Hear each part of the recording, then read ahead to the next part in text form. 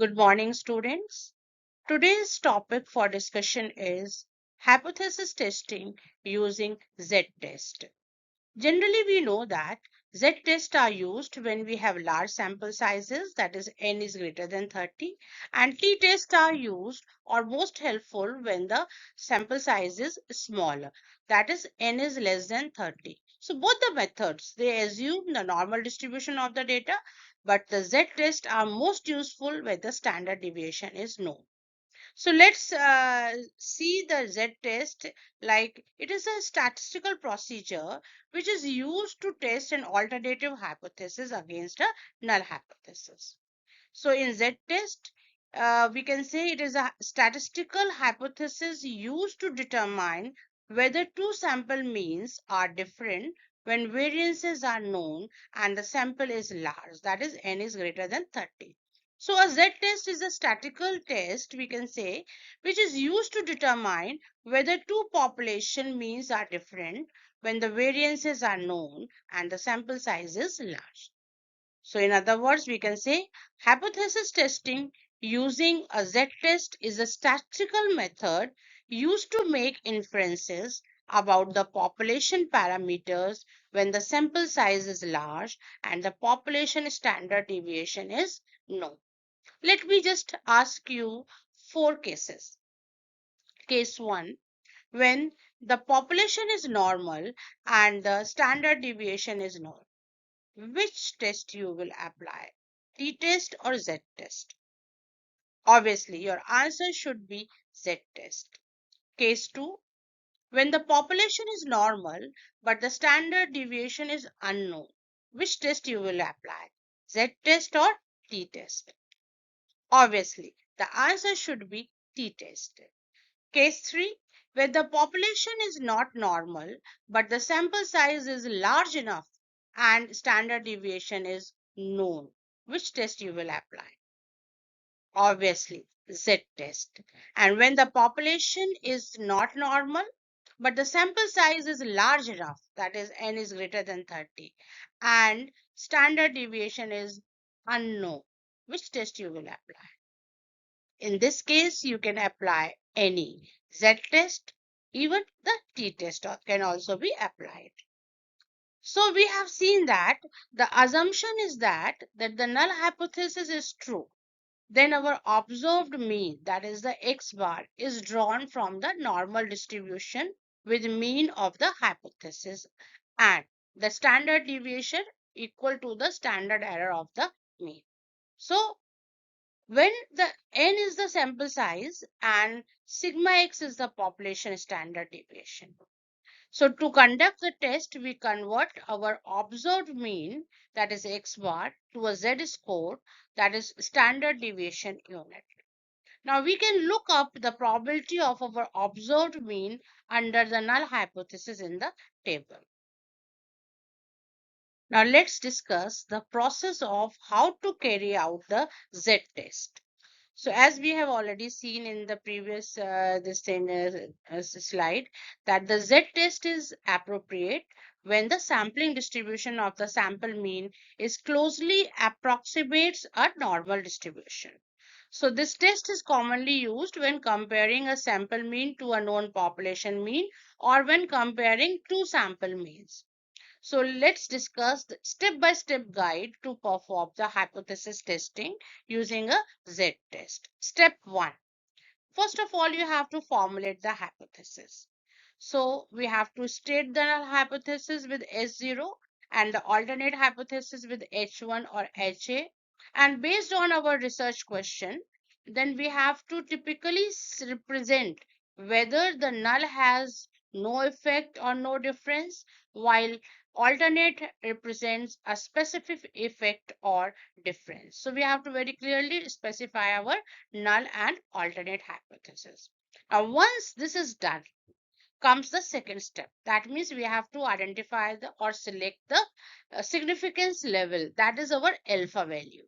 So choosing a significance level alpha determines the threshold for considering a result statistically significant. Now choices are there with us, and common choices are, it can be 5%, it can be 1%, or it can be 10% also. So we write alpha as 0.05, 0.01, and zero point 0.1. Then once we have identified the alpha level for our research testing, we will move on to the next step, that is to collect and summarize the data. So once collecting the sample data and calculating the sample mean of that data, and we have to find out the standard deviation of that sample, then we have to ensure that sample size is sufficiently large. That means usually n has to be greater than 30 for the z-test assumptions to be met. So once we have identified the number of respondents which are fairly more than 30, then we will move on to the next step, that is calculating the test statistic of the z-test. So the formula used is z is equal to x bar minus mu upon standard deviation upon under root n. So what is z? Z is the test statistic. X bar is the sample mean. Mu is the population mean under the null hypothesis. And sigma is the standard deviation of the population. And n is the sample size. Next step that we have to carry out is to determine the critical region. Now, based on our chosen significance level, that is the alpha, and the direction of the test, whether it is one-tailed or two-tailed, we will find the critical Z values from the standard normal distribution. That means we are going to refer to the Z table or to the calculator. So once we have identified the critical Z values, we will move on to the next step, that means making a decision. So we will compare the calculated test statistic of the Z to the critical Z values. If the calculated Z values falls in the critical region, reject the null hypothesis. That is the decision which we are going to make. If it falls in the non-critical region, then we fail to reject the null hypothesis. So we have to make a decision based on our critical Z values and the test statistic value, whether the null hypothesis has to be rejected or it has to be accepted. And then based on that, in the next step, we will be drawing a conclusion. So we will interpret the results in the context that our research question and the report, which we have enough evidence to support the alternative hypothesis or not. So if evidence is enough, then we will support and we will reject the null hypothesis. Otherwise, we will accept the null hypothesis. And the last step is to calculate the p-value, which is optional. If desired, we can calculate the p-value, which is associated with the test statistic. Otherwise, we may not. So let's first discuss in case if you want to calculate it. So the p-value represents the probability of observing a test statistic as extreme as one calculated. So assuming the null hypothesis is true, if the p-value is less than the chosen significance level, then we will reject the null hypothesis. So we have to remember over here one thing, that the test assumes, that is the z-test assumes whether certain conditions are met or not, such as large sample size, knowledge of the population standard deviation. If these assumptions are not met, alternative tests like t-test for a smaller sample size or non-parametric test may be more appropriate. Let's understand hypothesis testing using z-test through an example. Suppose a company introduces a new training program for its employees with the goal of improving their productivity. The company claims that the new training program will increase the average productivity time for employees. Now, we want to test this claim using hypothesis testing with a z-test. So basically, we are examining the effect of a new training program. So as a step one, first we will formulate the hypothesis. So what should be the null hypothesis over here? That is the H0. We can say that the new training program has no effect on average productivity time. That means mu is equal to mu 0. So this is our null hypothesis. At the same time, we can have an alternate hypothesis, that is HA. The new training program increases average productivity time, that is mu is greater than mu 0. So now we have framed the hypothesis, and as a step 2, we will find the significance level. So let's choose a significance level alpha of 0.05. Now as a step 3, we will collect and summarize the data. So we can collect a random sample of 100 employees who have completed the new training program. So we can measure the productivity time and find the sample mean. And the sample mean comes to be 45 minutes. While the population standard deviation, that is the sigma, is known to be 8 minutes. So now as a step 4, we can calculate the test statistic and find the z-score. So z is equal to x bar minus mu upon standard deviation upon under root of the n. So we know that x bar is what? 45. That is a sample mean. And what is mu? That is mu is equal to mu 0. So here population mean under the null hypothesis. What is standard deviation? That is the 8. That means population standard deviation. And what is n? That is the sample size. That is the value is n of n is 100. So substituting these values in the formula of the z-test, so we will have 45 minus mu 0 upon 8 divided by under root 100. So we can determine the critical region now. That is the next step. So since the alternative hypothesis is one tail, we are saying that mu is greater than mu 0.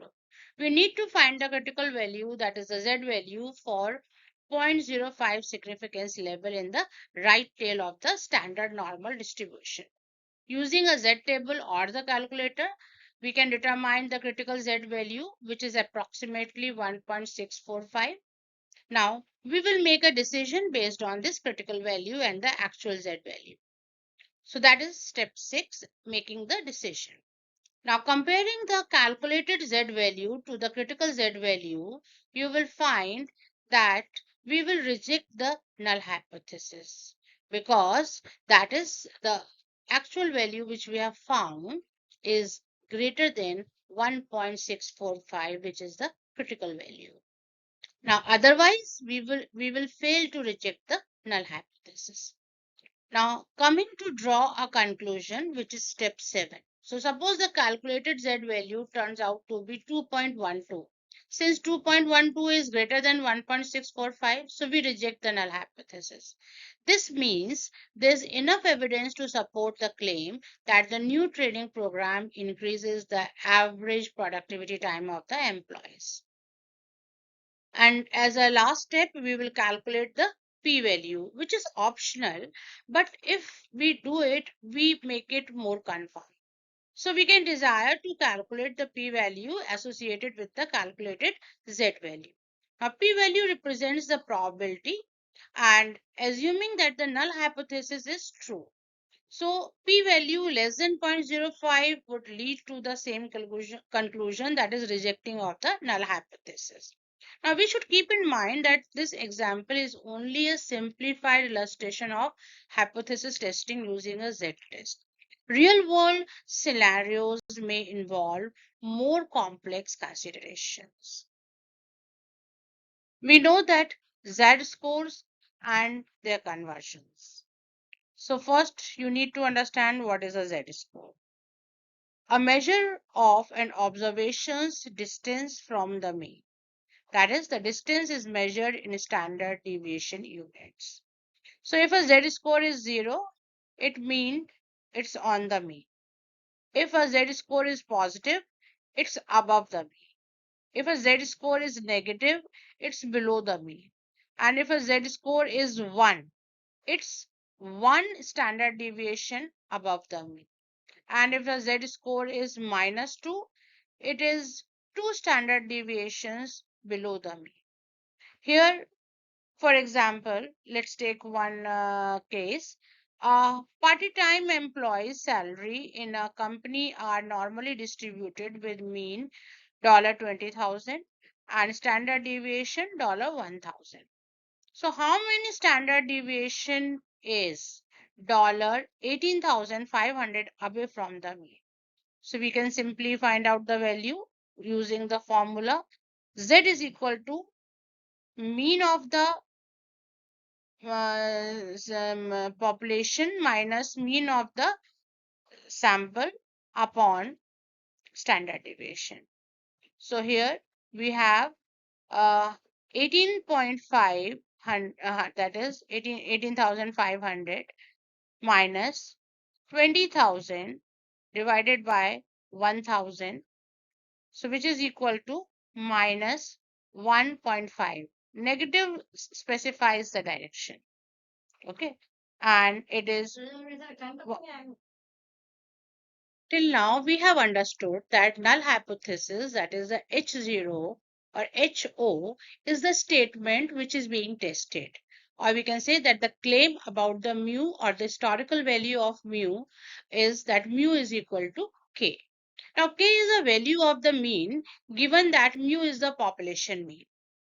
And at the same time we have alternative hypothesis, that is H1 or HA, the statement which we will adopt in the situation in which the evidence, that is the data, is strong so that the H0 is rejected. So why do hypothesis testing? Because sample mean may be different from the population mean. So now the question arises, which type of test to apply? Because the sample can be right-tailed, left-tailed or two-tailed. What does the right-tail means? Right tail means where the mu is equal to k, or we can say mu is greater than k, and we believe that mu is more than value stated in the null hypothesis. Left tail means mu is less than k, and we believe that mu is the value of the mu is less than the value stated in the null hypothesis. And the two-tailed means where mu is not equal to k, it can be either greater than or it can be less than, and we believe that mu is different from the value that is stated in the null hypothesis. So from the graph we can see that if we have left tail test, so we can see the blue area where that means we have left tail test only. So H0 is equal to mu is equal to k, and H1, that mu is less than k. Here p value will be, Z will be less than the Z critical. So this is the probability of getting a test statistics as low or as lower than the Zx. Now, if p-value is less than or equal to alpha, we reject null hypothesis. Say that the data are statistically significant at the level alpha. And if p-value is greater than alpha, we do not reject the null hypothesis. Now, coming to the right tail test, here we assume that null hypothesis is equal to mu is equal to k, or we can say mu is greater than k. So p value, that is the Z value, is greater than the critical Z. So this is the probability of getting a test statistics as high or as higher than the Zx. Again, the conclusion that can be drawn is that if p value is less than alpha, we reject null hypothesis and say that the data are statistically significant in the level alpha. So if p value is greater than alpha, we do not reject the null hypothesis. Now coming to the two-tailed test. Here null hypothesis mu is equal to k. So here we take as an alternative hypothesis that mu is not equal to k. So p value, that is 2 into p, we assume that z is greater than the zx. Now this is the probability of getting a test statistics either lower than or greater than. So if p value is less than or equal to alpha, we reject null hypothesis and say that the data are statistically significant at the level of alpha. And if p value is greater than alpha, we do not reject the null hypothesis. So here we can see through the formula where Zx is equal to x bar minus mu upon standard deviation upon under root n. And we have already seen this formula, and we all know the notations what x bar mu under root n stands for. So we will do more examples in the coming slides. Let's do one more example. A local telephone company claims that the average length of a phone call is 8 minutes. Now, in a random sample of 58 phone calls, the sample mean was 7.8 minutes and the standard deviation was 0.5 minutes. Is there enough evidence to support this claim at alpha is equal to 0.05? So now let's see. What is the null hypothesis? What is the claim? So null hypothesis says that mu is equal to 8, which we can see over here. At the same time, the alternate hypothesis says that mu is not equal to 8 and the level of significance alpha is 0.05. So we can see that the Z values, the area which is it is marked in green. So we have taken it as 0.025, 0.025 because it is not equal to 8. It can be greater than or it can be less than. So it is a two-tailed test. So that's why 0.05 has been divided by 2, and on both the sides we have taken the area 0.025 and 0.025. As we are taking absolute values, so sign does not matter over here. So here we can see that the null hypothesis is, uh, uh, you can see at 5% level of significance, there is enough evidence to reject the claim that the average length of a phone call is 8 minutes.